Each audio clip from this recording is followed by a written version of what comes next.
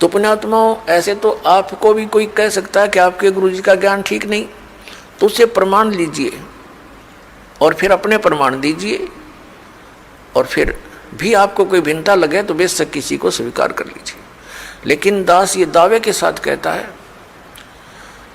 कि इस विश्व के अंदर इस दास के अतिरिक्त न तो तत्व ज्ञान है और न ही भक्ति का कोई मंत्र समाधान है। सबके पास यूजलेस मंत्र है, मोक्षदायक नहीं है, वो सब झूठे और गलत मंत्र है, शास्त्र विरुद्ध ज्ञान है। ये ढोल के डंके पर कहते हैं। और ऐसा है तो प्रमाण दे कोई हमारे सामने आए। हमने अध्यात्म ज्ञान चर्चा का एक प्रोग्राम चलाया, उसमें सामने आए और अपना पक्ष प्रस्तुत करे।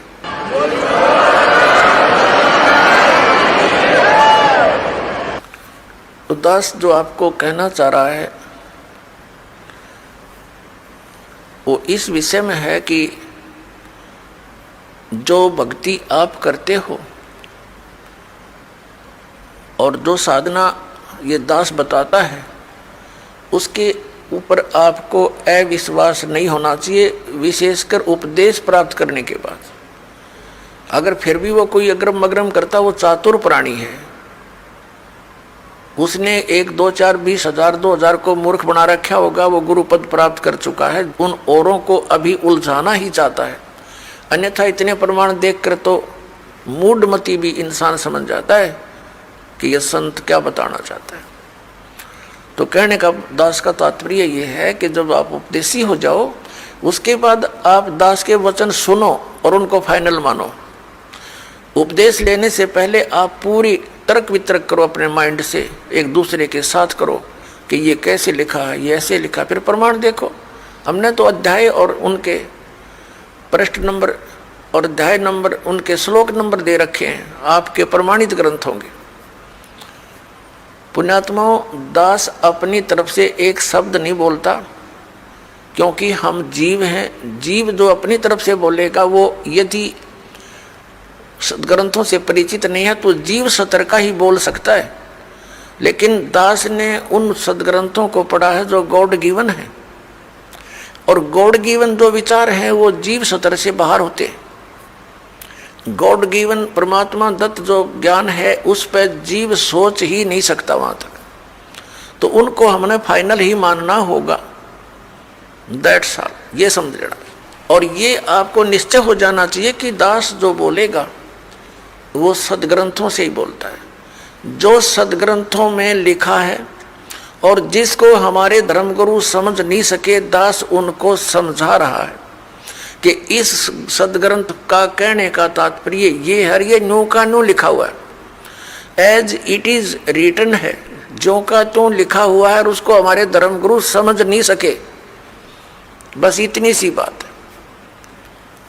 अब धर्मगुरु कौन होता है? जो धार्मिकता और सदग्रंथों का ज्ञान दे, और जो सदग्रंथों के विपरीत ज्ञान देता है और आपस में लड़ाके मारता है, वो ना धर्मगुरु है ना उसके धार्मिकता आसपास है, वो तो एक राक्षस व्यक्ति है। पीछे आप देखते आए हो, हिंदुओं के गुरु मुसलमानों के साथ लड़ाते हैं, मुसलमानों के गुरु हिंदुओं के साथ लड़ाई करवाते हैं अपने उल्लू सीधा करने के लिए, और वो हमें मूर्ख बनाते रहे। अब हम देखेंगे अपने सदग्रंथों को, और सदग्रंथों में वर्णित विधि है, उससे हम मोक्ष प्राप्ति करेंगे। कई बोली आत्मा, क्योंकि हम युगों युगों से अज्ञान से परिपूर्ण हैं, अब ये तत्व ज्ञान प्राप्त हुआ है तो हम वकील बन जाते हैं उस अज्ञान आधार से। तो उसमें आप जी ने ये सोचना चाहिए, यदि हम विद्वान होते तो हमें यह ज्ञान पहले ही प्राप्त होता। आप विद्वान नहीं, बुद्धिमान अवश्य, लेकिन उस बुद्धि का दुरुपयोग करके आप भगवान से दूर हो जाओगे। इस दास ने जो मार्गदर्शन किया है ये गॉड गिवन है, ये किसी डूम बाट के गीत नहीं है। तो इसके अंदर आप जी ने बिल्कुल सोचना बंद कर देना चाहिए।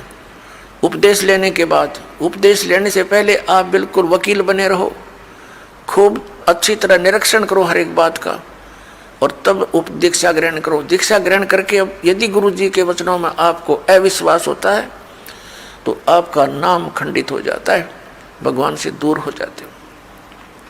इसलिए दास सबसे पहले आपको ज्ञान ग्रहण करने के लिए पुस्तकें देता है, सीडी बना रखी है, ये सुनो देखो, मिलाओ दूसरे संतों से, और जब आपको संतुष्टि हो जाए कि ये मार्ग फाइनल है, सही है, तो दीक्षा लो, अन्यथा मत लो।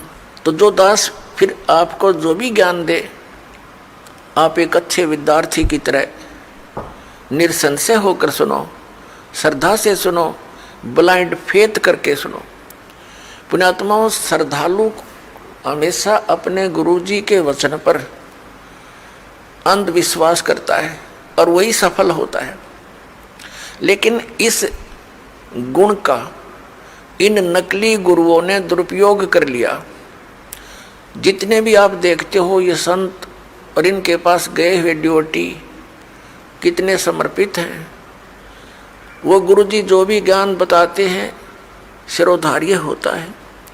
उनके विषय में कोई कहता है जैसे तत्व ज्ञान के आधार से हमारे भक्त अन्य संतों के शिष्यों को बताते हैं कि आपकी साधना ठीक नहीं, आपके गुरुजी के पास मोक्ष मार्ग नहीं, तो वो बहुत दुखी हो जाते हैं और कहते हैं आप मेरे गुरुजी के बारे में कुछ ना बोलो। तो पुण्यात्माओं, वो ड्यूटी तो सही है, उनका आस्था होनी ही चाहिए, लेकिन वो नकली गुरुओं के पास वो श्रद्धा बनाए बैठे। जिस व्यक्ति ने उसको आम का पौधा बता करके बबूल दे रखा है, वो पूरा विश्वास किए बैठा है उस नकली आदमी पर। तो उस व्यक्ति को चाहिए कि इस व्यक्ति ने मेरे पौधे को ये बबूल क्यों बताया, उसकी फिर पूरा निरीक्षण करना चाहिए, तब उसकी सिंचाई करना, तो बबूल बोने का क्या यूज। तो जैसे भी किसी को ये शंका उत्पन्न करता है कोई कि भी आपका भक्ति मार्ग ठीक नहीं, तो उससे पूरा पूछे, अच्छी तरह निरीक्षण करे और फिर इन सदग्रंथों से मेल करे, क्योंकि किसी के लोक वेद से यानी कहने सुनने मात्र से अपने पद से डगमग होना ठीक नहीं। अपने आत्माओं,